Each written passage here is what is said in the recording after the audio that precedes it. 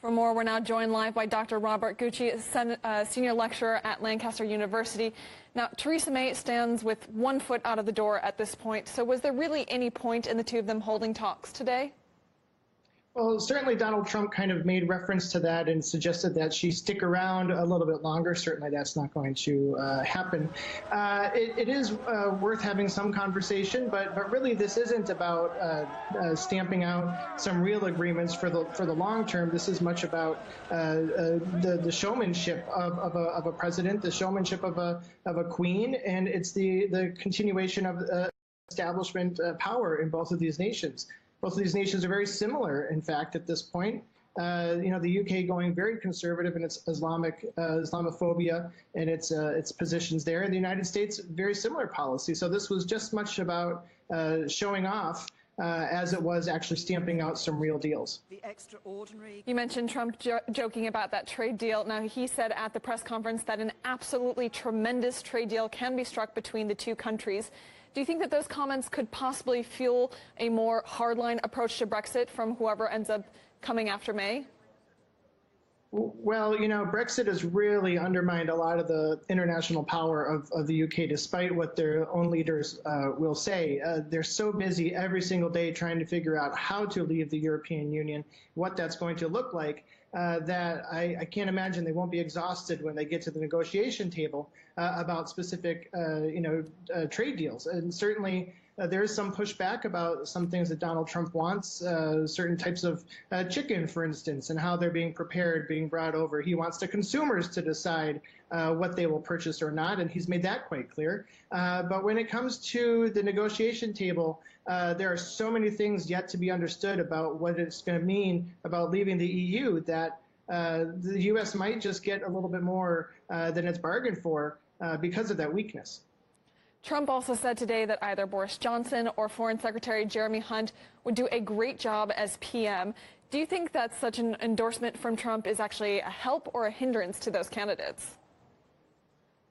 Well, it's very interesting. The U.S. is 50-50 on if they like Donald Trump, despite what some of the numbers come out that his approval rating might be so low. Really, when it comes down to it, if they want to vote again for Donald Trump, some of us suspect it is, again, a 50-50 line.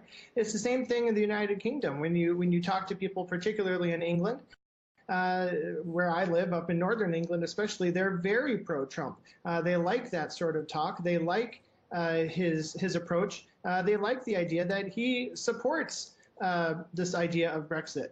And so where Trump's going, UK voters might follow. But simply this is, looking within the Tory party about what it's going to take for them to maintain control if and when another general election is coming. And certainly in that way, Trump helps. And the other way, it just adds to the divisiveness in England. Now, when asked about those protesting his visit, Trump, apart from saying he didn't see them, that there was only a small number of them, he said that those people should concentrate on the positives in the relationships between the two countries. Do you think the protesters will heed that advice?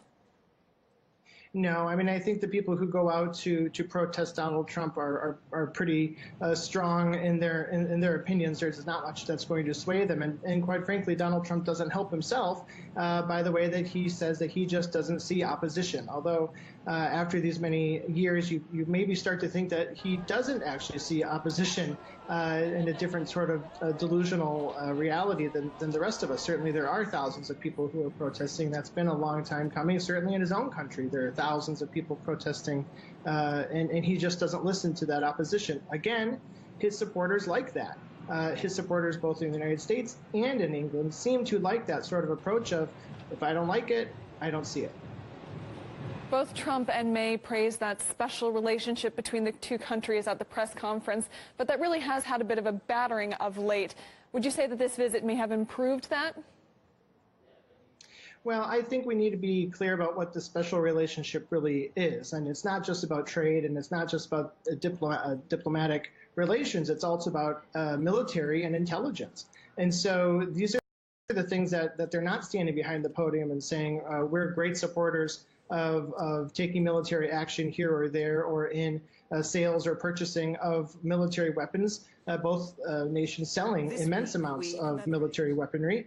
And those are the special relations that are really the most interesting, to me anyway, versus whether those in England can buy American chickens or not. So I think that special relationship really gets it gets dissolved in these types of conversations, and we don't get to really understand those connections between the two nations and what they really are about. Dr. Robert Gutsche, Senior Lecturer at Lancaster University, thank you for your time and your comments. Sure.